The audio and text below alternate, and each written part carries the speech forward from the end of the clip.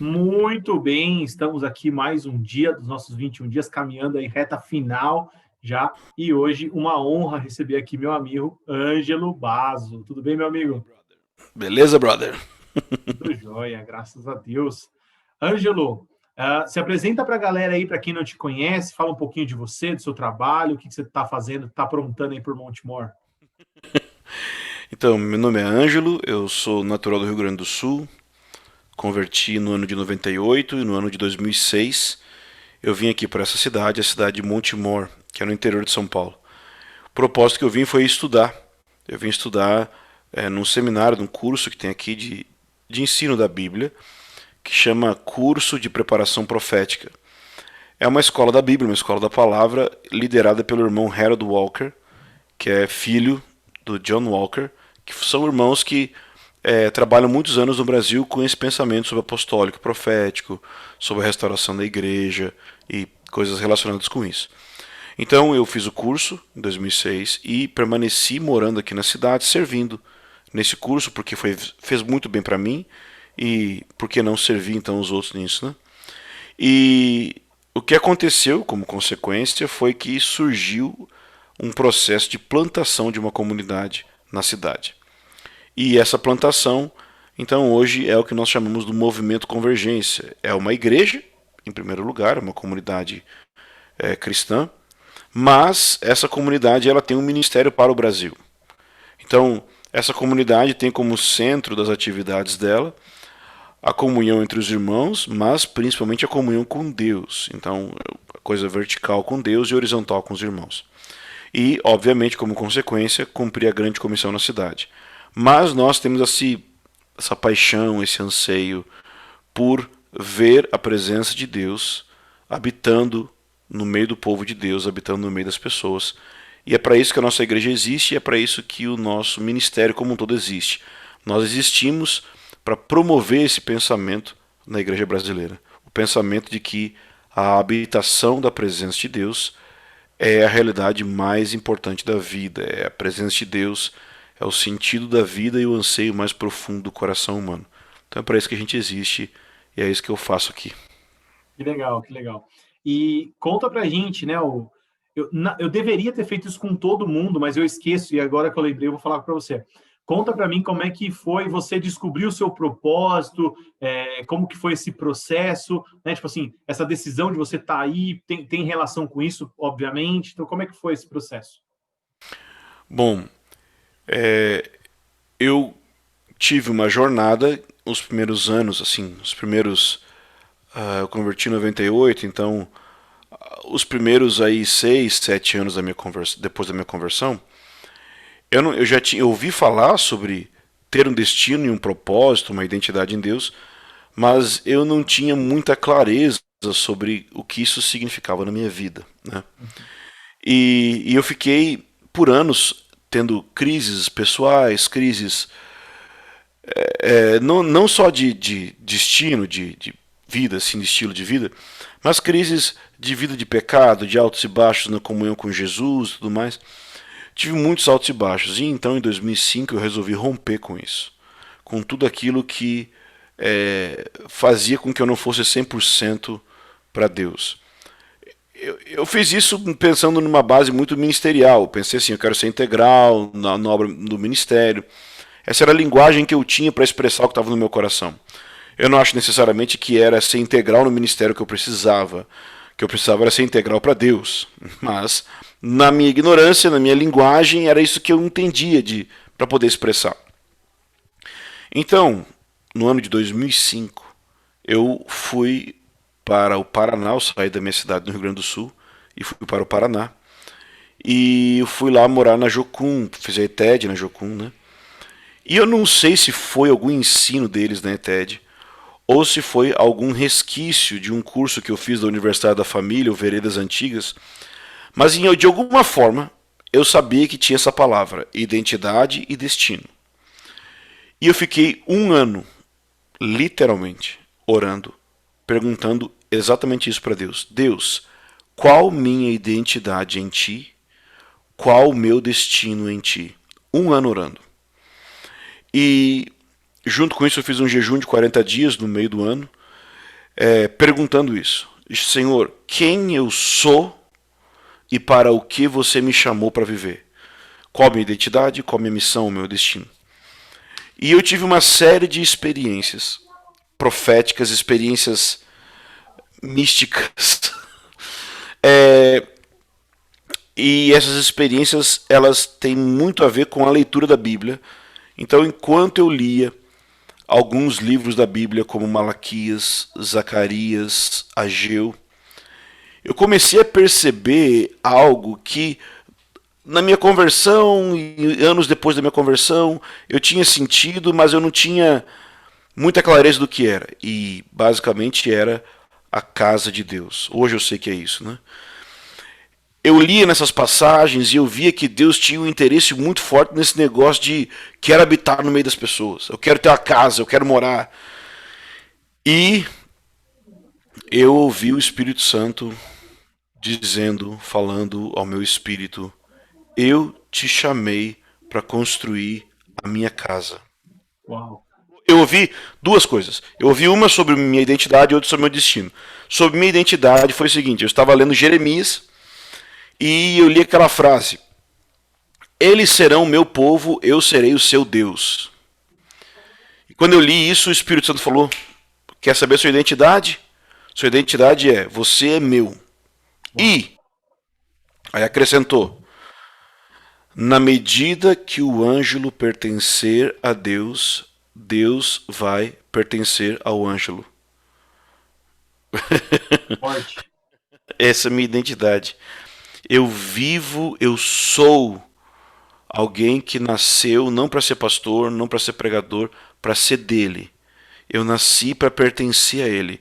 E ele me disse, eu sei, pode ser místico, ele me disse, como se fosse. Mas foi ele no sentido de lendo a Bíblia, meditando e pensando. E ele me disse que na medida que eu, na prática, não na teoria, eu sei que biblicamente todo cristão pertence a Deus, porque ele foi comprado pelo sangue de Jesus. Mas na medida que de forma prática eu pertenço a ele, ele disse que vai pertencer a mim no sentido de que eu vou experimentar a presença dele e a realidade dele sobre a minha vida. Então isso foi a questão da minha identidade. Mas a questão do meu destino, ou seja, daquilo que eu tenho que fazer, eu entendi que o Senhor estava dizendo: eu te chamei para construir a minha casa. Eu entendi que isso tinha a ver com oração 24 horas, era só o que eu entendi na época. Hoje eu sei que é uma coisa muito maior que oração 24 horas. Tem a ver com isso, claro, também, mas tem a ver com a igreja como um todo. Então, hoje eu vivo especificamente para isso, fruto desse 1 ano de oração ali no Paraná, mas é óbvio que as palavras, quando Deus fala com a gente descobre que Deus já estava falando com a gente há muito tempo, né? Então, quando eu recebi aquelas palavras, era isso que o Senhor queria dizer em 2003, lá em BH, na Escola do Clamor, era isso que o Senhor queria dizer naquele ano, tal. Então, tudo juntou. Só que aí, vamos lá, vamos contar a história. Às vezes, contando a história, as pessoas são edificadas. Eu entendi que a casa de Deus tem que ter fundamentos. E então, por causa desses fundamentos, que é a pessoa de Cristo, como 1 Coríntios capítulo 3 fala, que Jesus Cristo é o fundamento. 1 Coríntios ou 2 Coríntios? Vamos ver, para não citar um versículo errado para ninguém. Vamos lá. Mas acho que é 1 Coríntios capítulo 3. Paulo fala que ele plantou, que Apolo regou e que Deus deu crescimento. E aí no versículo 7, 1 Coríntios 3, 7, fala: de modo que nem o que planta, nem o que rega alguma coisa, mas Deus que dá o crescimento. Aí no versículo 9 ele fala: nós somos cooperadores de Deus. Vocês são lavoura de Deus e edifício de Deus. Segundo a graça que me foi dada, lancei o fundamento como sábio construtor, e outro edifica sobre ele.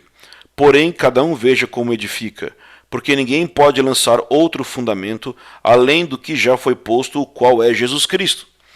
Então eu vi que a casa de Deus tem fundamentos. Depois eu vi em Efésios 2 também, ele diz no versículo 22, nele também vocês estão sendo edificados juntos com os outros para serem morada de Deus no Espírito.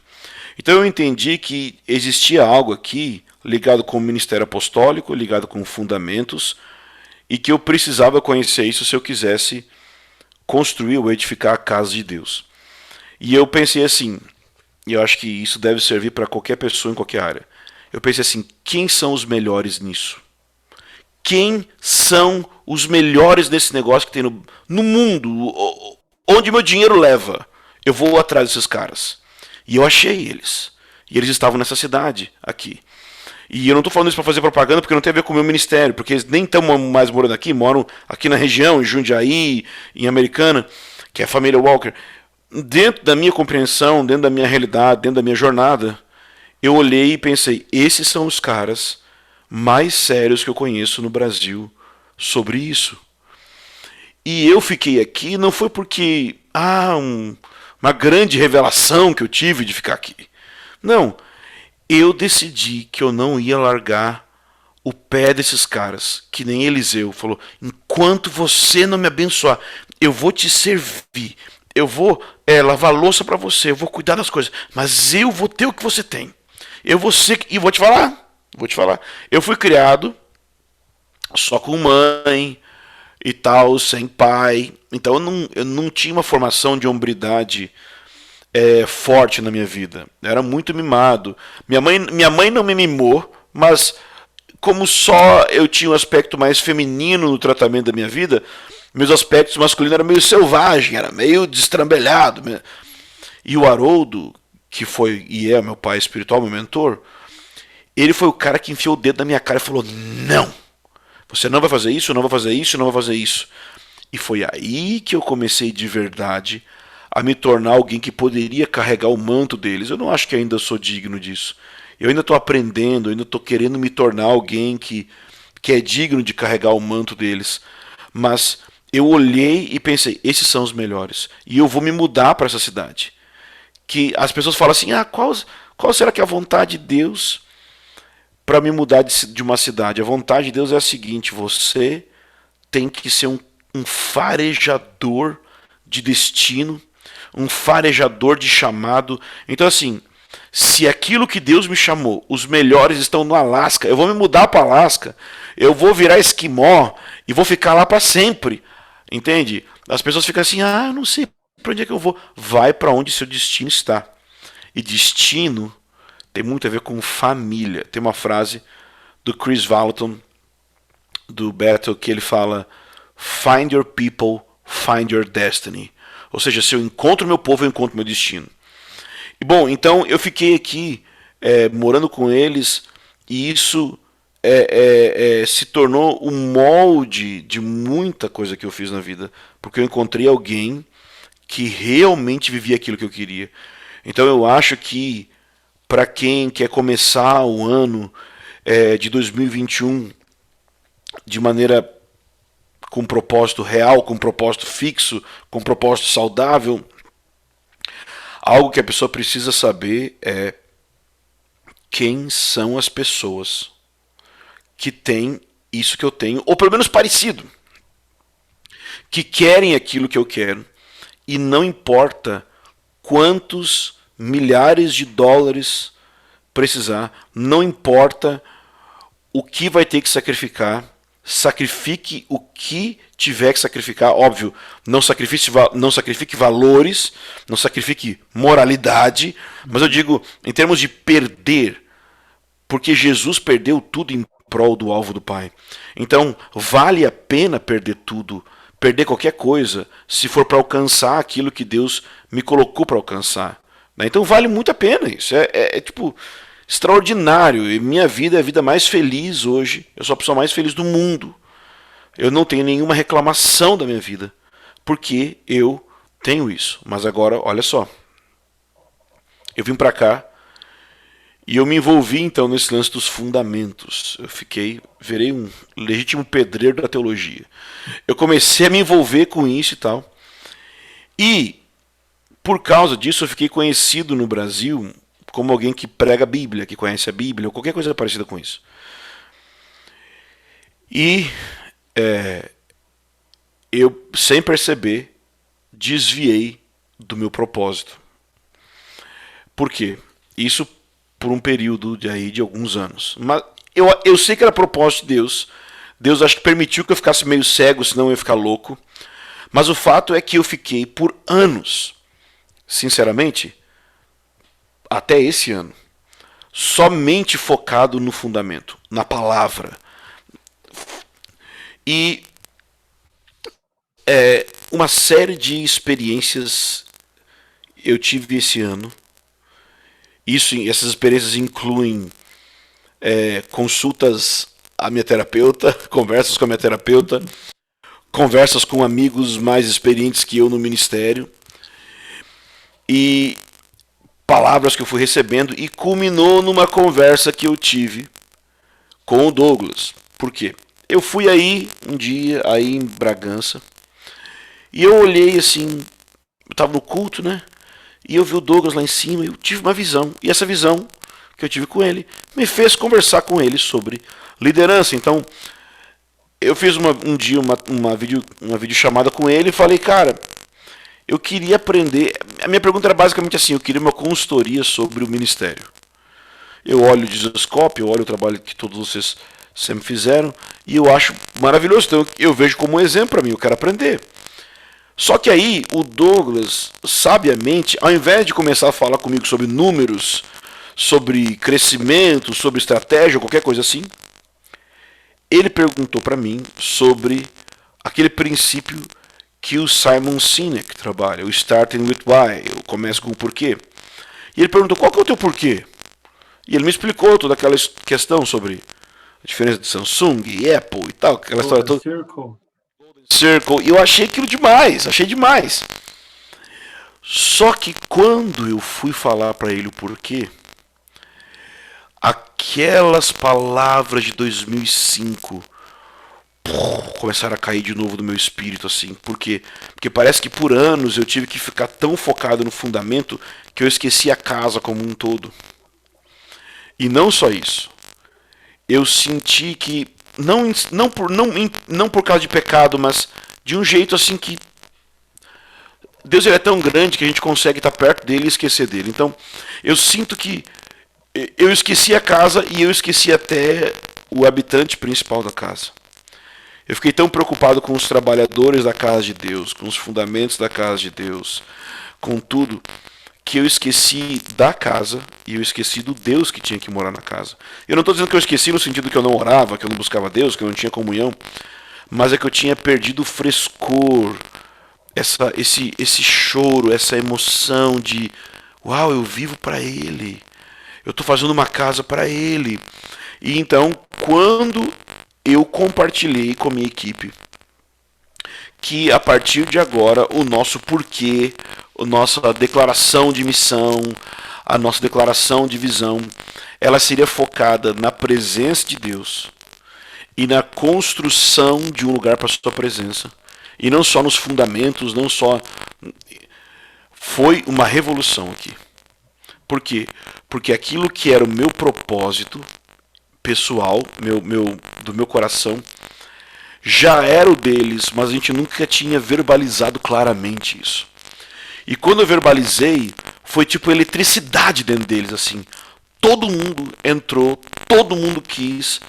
E o assunto, né, o meu porquê, a presença de Deus e uma casa para Deus, um lugar para Ele habitar, graciosamente Deus permitiu que fosse isso e não outra coisa, porque biblicamente é possível você relacionar todas as doutrinas da Bíblia com isso. Ou seja, como igreja, a gente não vai ser uma igreja que tem só uma linha. Já sabe como é que é? Não, esse pessoal só fala disso, esse pessoal só fala daquilo. Não. Dá para nós sermos igreja, porque a igreja tem que falar de tudo, a igreja tem que ter tudo. Tem que ter família, tem que ter tudo. Tem que ter casamento, tem que ter velhinhos, tem que ter crianças, tem que ter jovens, tem que ter adoração, intercessão, tem que ter tudo. Mas quando você precisa achar uma coisa, uma única coisa, que seja o ponto central que une todas as outras. E eu tinha isso, mas eu nunca tinha verbalizado. Então, minha vida e o ministério parecia aqueles vários pratinhos que aqueles malabaristas deixam rodando assim em cima de steak, de pedacinhos de... Como é que é? De varetinhas assim, e fica rodando, um vai cair e tal. Então parecia que era assim, não, tem aqui escatologia, tem aqui teologia, tem aqui pastoreio, tem aqui grupo caseiro, tinha um monte de coisa. Tudo bom, tudo maravilhoso. Mas no momento que a gente definiu qual era o nosso centro, ou seja, o centro gravitacional ao redor do qual tudo iria girar, cara, eu experimentei uma paz de espírito, porque não me falta agora mais o que pregar, não me falta mais agora o que falar no aconselhamento. Eu tenho agora tudo o que eu preciso para aconselhar as pessoas, porque eu tenho um centro e ao redor de onde eu giro. Agora, essa é a minha experiência. Deixa eu falar então, enquanto estou falando, estou sentindo no meu espírito aqui, o que é que eu poderia falar para as pessoas que vão te ouvir nesse propósito de 21 dias.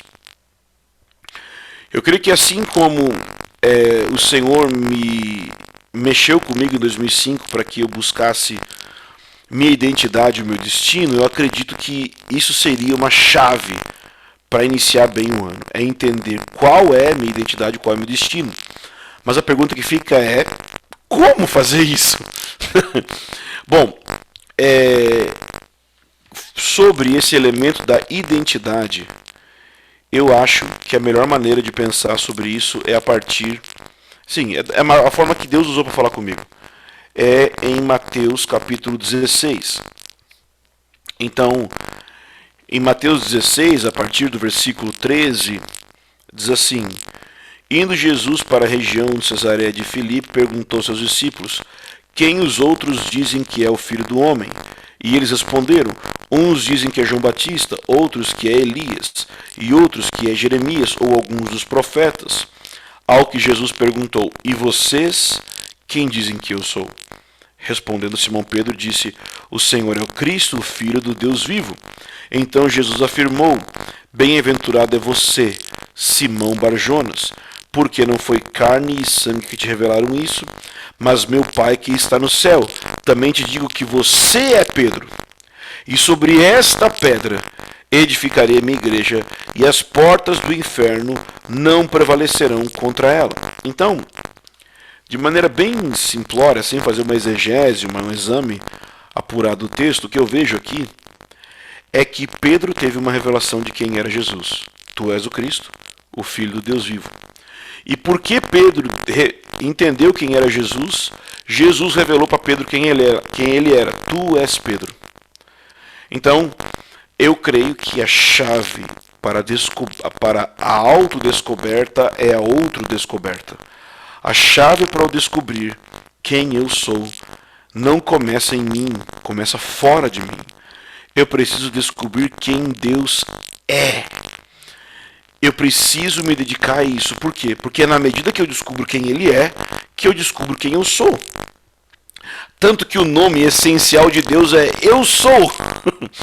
Então, eu só sou na medida que eu conheço o Eu Sou. E é interessante que...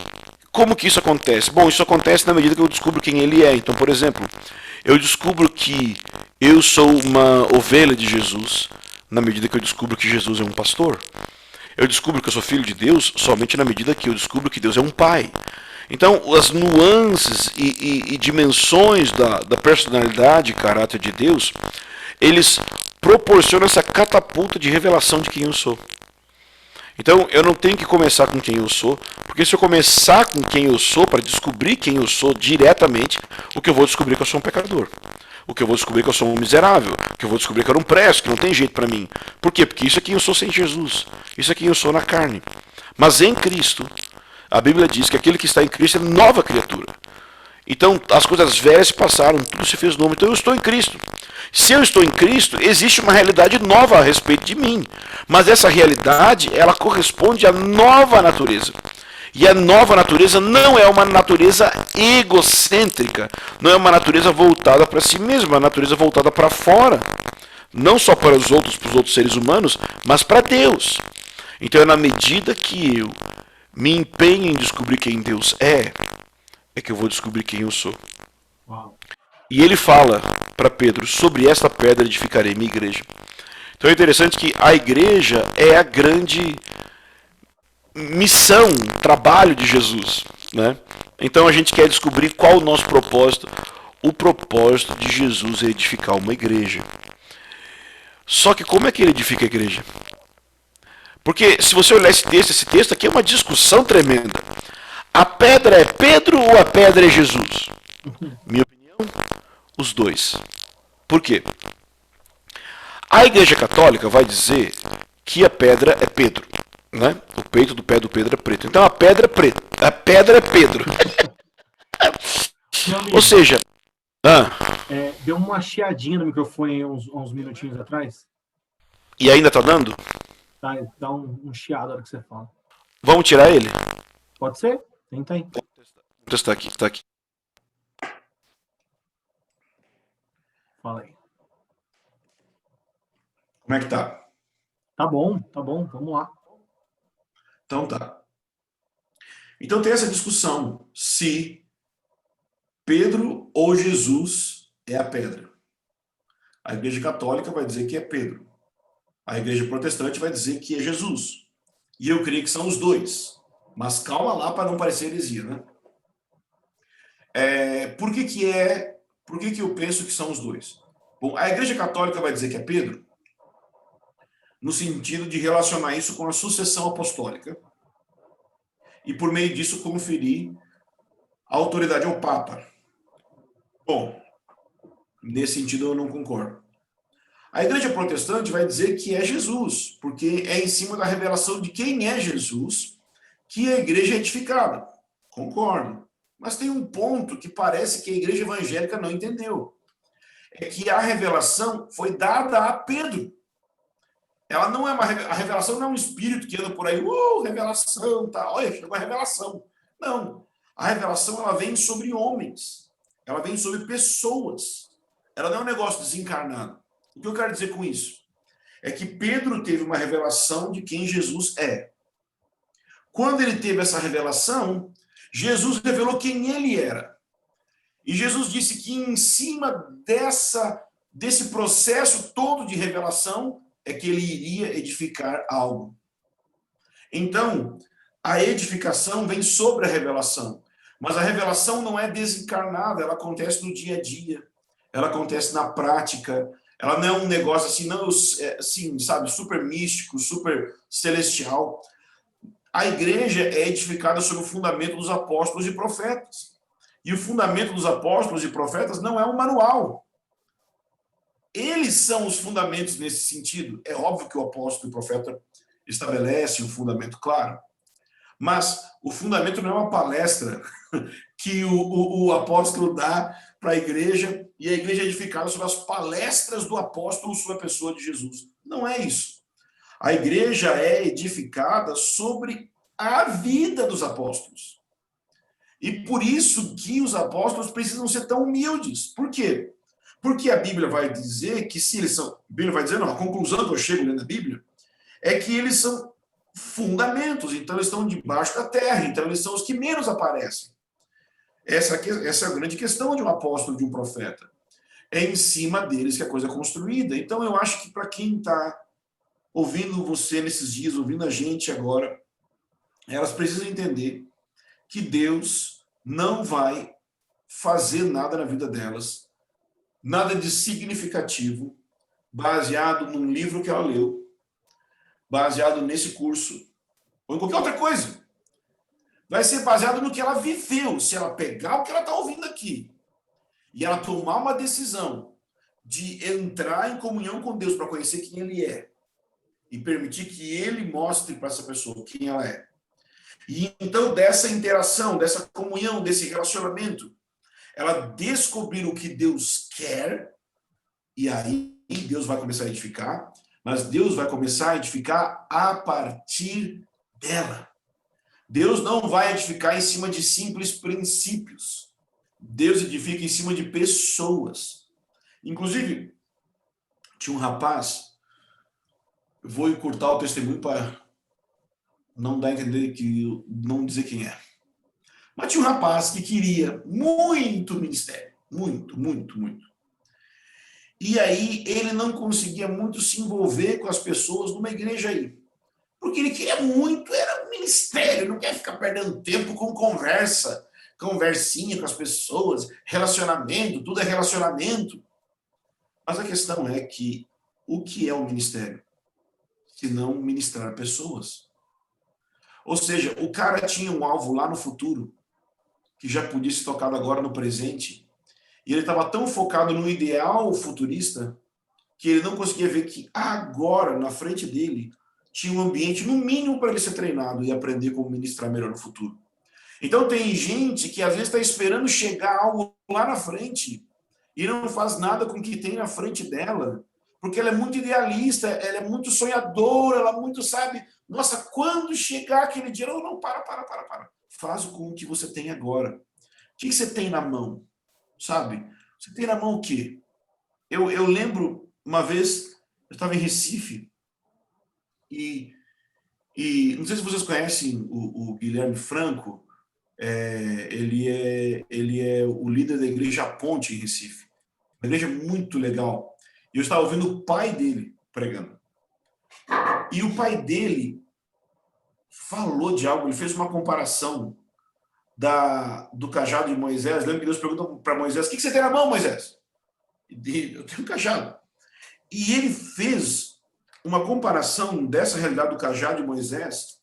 Eu não vou saber nem o nome da irmã no Novo Testamento, mas ele fala de uma irmã que era costureira em Atos, que costurou e que cuidou dos pobres e que cuidou dos apóstolos.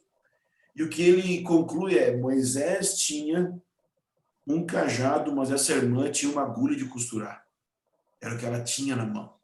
Uau. Ela ficou esperando o dia que ela tinha uma agulha. E com essa pequena agulha que ela tinha, Paulo e Lucas, no caso, lembram dela com louvor na Bíblia, porque ela serviu aquilo que Deus estava fazendo na sua geração com a agulha dela. E eu acho que aqui entra talvez um ponto que seria muito importante para as pessoas entenderem, que é essa expressão de o que Deus está fazendo na minha geração, né? Em Atos, no capítulo 13, diz o seguinte, quando Paulo está falando está pregando a respeito de Jesus, mas ele começa a falar sobre Davi. Então, no versículo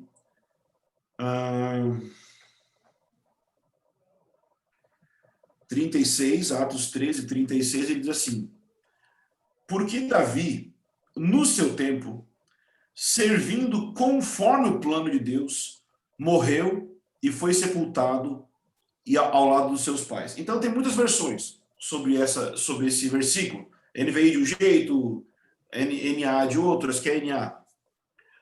Mas o fato é que quando eu leio esse versículo, me vem algo à mente, que ele fala assim, que Davi serviu ao propósito de Deus na sua geração. Então, a primeira coisa que a pessoa precisa entender é qual é o propósito de Deus. Ela precisa entender qual é o propósito eterno de Deus, porque se a minha missão de vida não é o propósito eterno de Deus, que missão? Não é uma missão cristã. Não Tem algo errado. Então, eu preciso relacionar o propósito eterno de Deus com a minha vida. E qual é o propósito eterno de Deus? Ou qual é a vontade de Deus? Bom, em Efésios 1:10 deixa bem claro qual é essa vontade. Muita gente fica se perguntando, né? Qual é a vontade de Deus para a minha vida? E o que eu acho que as pessoas precisavam fazer é parar de perguntar qual é a vontade de Deus para a minha vida e perguntar qual é a vontade de Deus. Ponto final.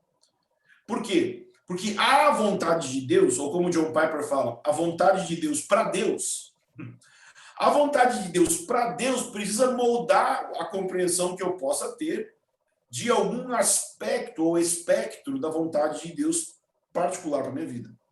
Ou seja, eu preciso entender a dimensão global do propósito de Deus para eu conseguir entender depois a dimensão pessoal do propósito de Deus para a minha vida. Então, se eu quero caminhar dentro do propósito de Deus, se eu quero ter 21 dias de propósito, eu quero andar nessa realidade, eu preciso entender, em primeiro lugar, que tem um propósito eterno. E esse propósito eterno, ele vai moldar o propósito da minha geração. E o propósito na minha geração vai moldar o propósito na minha localidade. E o propósito na minha localidade vai moldar o propósito da minha vida individualmente. A questão é que as pessoas, querem descobrir qual é a vontade de Deus para elas, mas não conhecem essas 3 dimensões anteriores. A vontade de Deus eterna, a vontade de Deus em uma geração, a vontade de Deus em uma região. Então, vamos pensar aqui, ó, a vontade de Deus é eterna. Em Efésios 1:10, eu acho que é a melhor maneira, pelo menos para mim, que eu gosto de usar para explicar. E eu gosto tanto desse versículo, que esse versículo é a base de onde eu tirei o nome do meu ministério. Para você entender que esse negócio, o que eu estou falando, minha vida está em cima dele. Então, Efésios 1, no 9, ele fala que Deus nos revelou o mistério da sua vontade. Então, não é mais mistério a vontade de Deus, dá para entender a vontade de Deus. Versículo 10 vai dizer qual é essa vontade. Fazer convergir nele, em Cristo, na dispensação da plenitude dos tempos, todas as coisas, tanto as do céu como as da terra. Então, basicamente é reduzir tudo à submissão a Jesus, ou céus e terra se unirem e se tornarem uma única realidade. Que é exatamente o que está descrito em Apocalipse 21, quando a Nova Jerusalém desce do céu para a terra. É isso. Céus e terra se tornando uma única realidade é o propósito eterno de Deus. Né? Não sei se vai ficar gravado isso para outras épocas, mas vamos assim dizer. Estamos perto do Natal. Todo mundo gosta de falar do Emanuel, Deus conosco. Então, se fosse resumir, o propósito de Deus é Deus quer estar conosco. Ponto final. Só que aí, o Paulo disse lá em Atos, como eu li antes, que Davi serviu ao propósito de Deus na sua geração. Então, o que é que Davi fez na geração dele? Uma vez que Deus quer habitar na terra, Deus quer morar na terra, Deus quer unir céus e terra, Davi decidiu que ele ia fazer uma casa para Deus. Tanto que você vai chegar no Salmo 132, que eu acredito que foi Salomão que orou na inauguração do templo, ele fala, Senhor, lembra de Davi de todas as suas aflições. Davi sofreu. E ele vai dizer assim, de como jurou o Senhor, e fez voto ao poderoso de Jacó, dizendo, não entrarei na casa em que eu moro, não deitarei na cama em que eu durmo, não darei descanso aos meus olhos, nem sono às minhas pálpebras, até que eu encontre um lugar para o Senhor, uma morada para o poderoso de Jacó. Então, Davi quis fazer uma casa para Deus, porque ele sabia que eternamente Deus sempre quis isso. E o que aconteceu? Davi nunca conseguiu fazer essa casa. Porque o profeta Natan, segundo Samuel 7, fala, você não vai fazer. Você tem sangue nas mãos, você não pode fazer a casa. Só que isso foi tão impactante que 2 coisas acontecem a partir disso. A primeira, em 2 Samuel 7, Deus fala para Davi assim, você ia fazer uma casa para mim? Aí, assim, minha versão ultra atualizada da Bíblia. Nossa, mas eu estou tão feliz com isso que eu vou fazer que Jesus nasce de você. Que Jesus vai vir dos seus lombos e tanto eu curti isso. Ou seja, Davi teve um sonho tão grande que nem era possível cumprir na sua geração. E isso foi tão grande que ele se misturou com os propósitos cósmicos de Deus. Por quê? Porque ele sonhou grande, mas não um sonho carnal. Ele sonhou grande, um sonho que era do propósito eterno de Deus. Então, a primeira coisa, Davi entrou na jogada. Tanto que a cidade que Davi morava, Jerusalém, se tornou a base para o novo céu e nova terra, porque diz que a nova Jerusalém, Deus curtiu tanto que Deus botou o nome da cidade eterna, o nome da cidade que Davi estava. Então, assim, isso é muito forte. Mas, em termos humanos, Davi foi um cara que serviu a próxima geração, porque foi o filho dele que, em partes, viveu aquilo que ele tinha sonhado. Entende? Ou seja, Davi nunca viveu o que tinha sonhado, mas ele juntou riqueza e tudo, e eu fiz as contas esses dias, dá bilhões de reais o que ele gastou. Eu fiz as contas, dá mais de 27 bilhões de reais o que Davi juntou para construir o templo. E ele deixou tudo nas mãos da próxima geração. Ele não foi um cara que falou, não vou viver? Uma geração que se explode e começa do zero. Não. Ele falou, isso aqui tem a ver com Deus. Ou seja, se eu morrer, meus filhos vão continuar nesse propósito. Então a gente tem que ter um propósito que afeta a nossa geração, mas que às vezes até transcende a nossa geração e molda o jeito que a gente cria filhos. Porque você consegue imaginar que, eu sei que Salomão não foi o cara perfeito, mas os primeiros anos da vida dele são gloriosos. Os primeiros anos da vida de Salomão são um exemplo, tudo que ele escreveu provérbios ao fim assim, no meio da vida, sei lá, que é a palavra de Deus. Então, Salomão, imagina que ele foi criado, ele foi moldado a partir do sonho que Davi tinha para a sua geração, para Deus. Davi não estava sonhando em... Porque se você olhar 2 Samuel 7, diz assim, que Deus tinha dado vitória para Davi de todos os seus inimigos. Ele tinha tido vitória de tudo. Ele fala assim, eu estou morando numa casa boa, e a tenda de Deus está a arca de Deus está numa tenda. Isso não é... Ou seja, Davi alcançou todos os sonhos que nós poderíamos alcançar. E ele ainda não estava satisfeito, porque ele não queria um sonho para ele queria um sonho de Deus.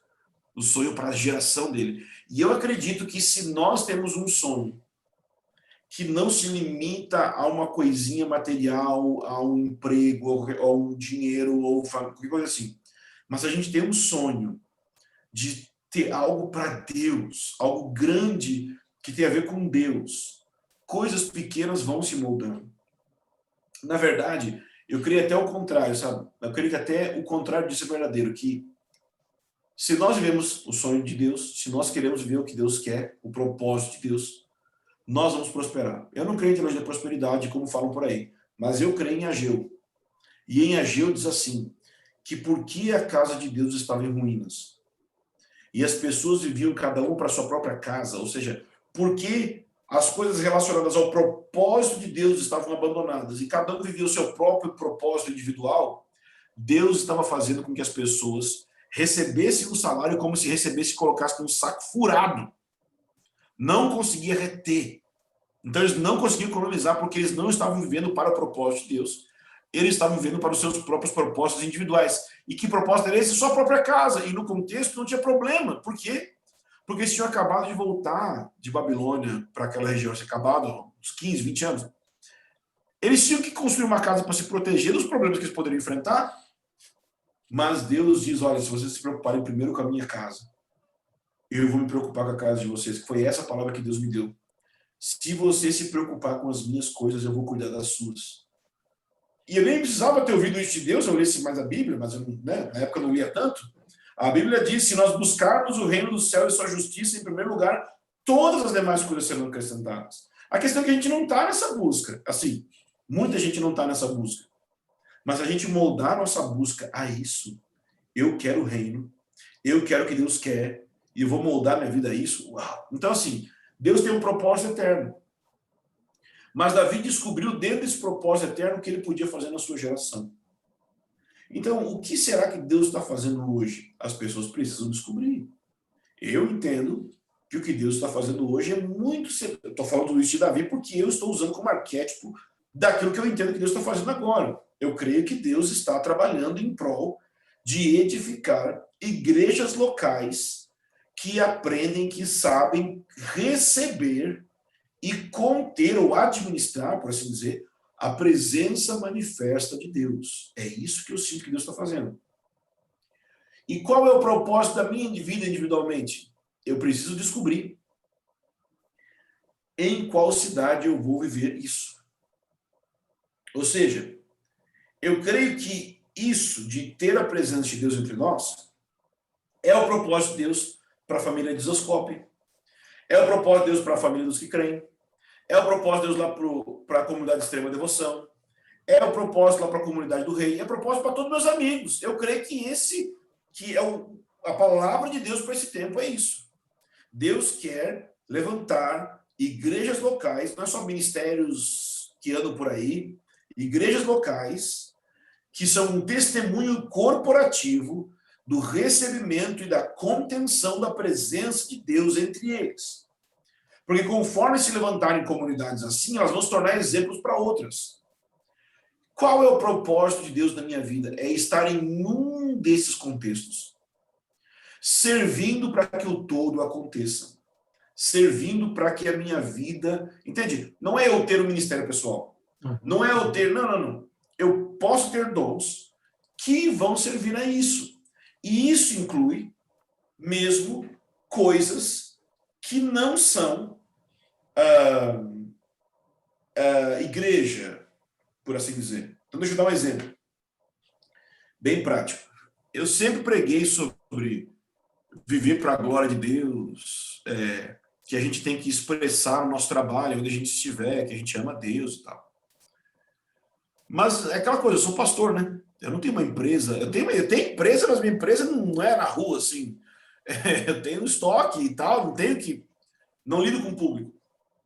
Mas eu tenho um discípulo, um amigo aqui, que tem um café aqui na cidade. A Zelo Café. O café é maravilhoso. O lugar é excelente, é tudo muito bem feito. Aí eu estava esses dias lá tomando café e entrou um cara que se eu estivesse sozinho eu não ia atender. Se eu for, por quê? Porque era um cara da rua. Não estava fazendo nada errado, mas a gente aprendeu meio que no instinto da coisa. A gente aprendeu, tipo assim, não tem nada hoje não, né? É aquele instinto, né?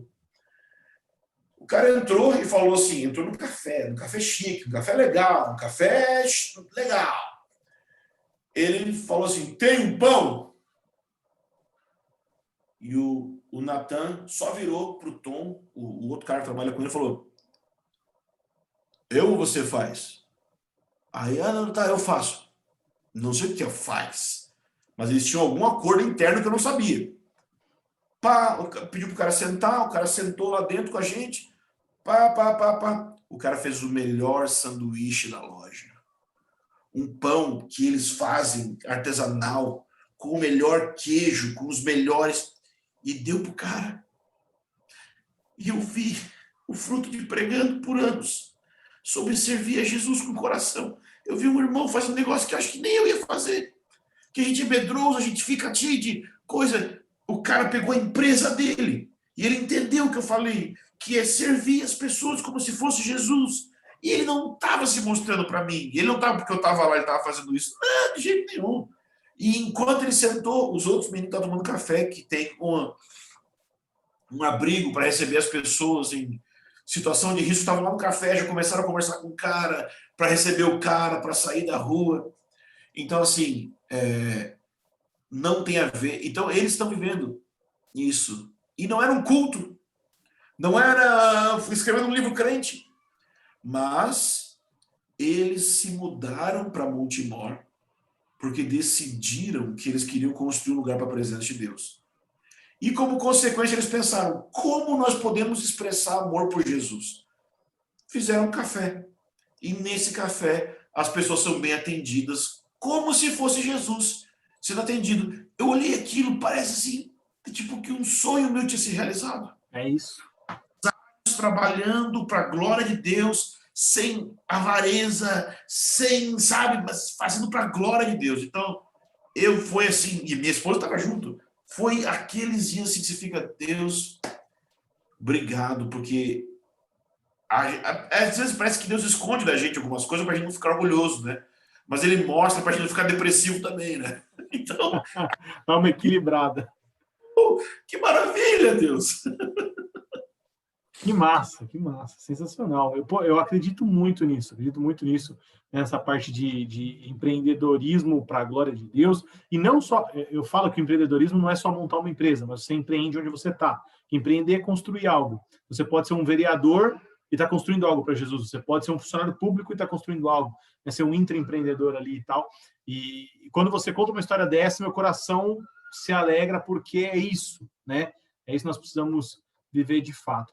Cara, quando a gente tem papos bons, a conversa vai embora e o tempo passa, né? Nós estamos chegando no nosso final aí já, e eu ouviria você por horas e horas aqui, inclusive uma coisa a gente pode fazer depois. Mas, cara, um recado final para a galera desses 21 dias, acho que você passeou bem pelo tema que a gente precisava, trouxe uma compreensão muito massa. Eu poderia ter perguntado um monte de coisa que eu queria, mas assim, eu estava em dúvida de continuo ouvindo o que está bom ou faço perguntas, mas aí a gente levaria horas. Então, um recado final para a galera e depois a gente volta e fala mais sobre outros assuntos. Meu recado é o seguinte: